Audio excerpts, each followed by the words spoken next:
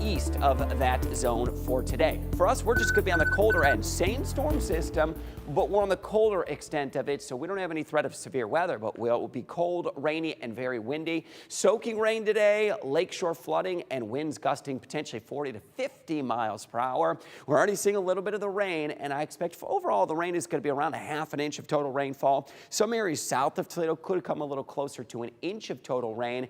The low 40s going to drop back into the upper 30s, and it's a north-northeast wind at 14 miles per hour. That's also going to ramp up. So here's some of that rain that is occurring. Also have a high wind advisory. This is in effect for winds that could gust 40 to 50 miles per hour. And it is going to be a northeast wind that is going to be ripping off the shores of Lake Erie. Now, we just saw it, some of the damage down to the south as those tornadoes did outbreak yesterday. I'll just give you a quick recap of some of those tornadoes.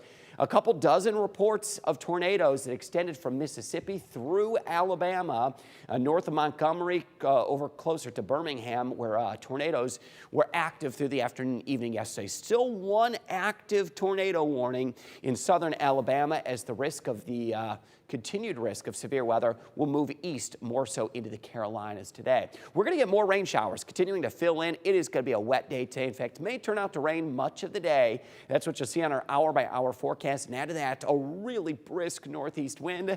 Those winds are going to be howling off the cold, icy waters of Lake Erie. So a wet, windy, just an ugly feeling afternoon today. Day for indoors and maybe day to just kind of hang tight if you're able to. Rain quickly ends tonight. By tomorrow morning, it's just going to be an afterthought. Sunshine returns tomorrow morning. Still going to be brisk and cool, but bright skies will be expected much of the day Friday. Rain going to be likely today. Your afternoon in the upper 30s, windy and brisk gusts of wind up to 50 miles per hour. We've got our first alert day.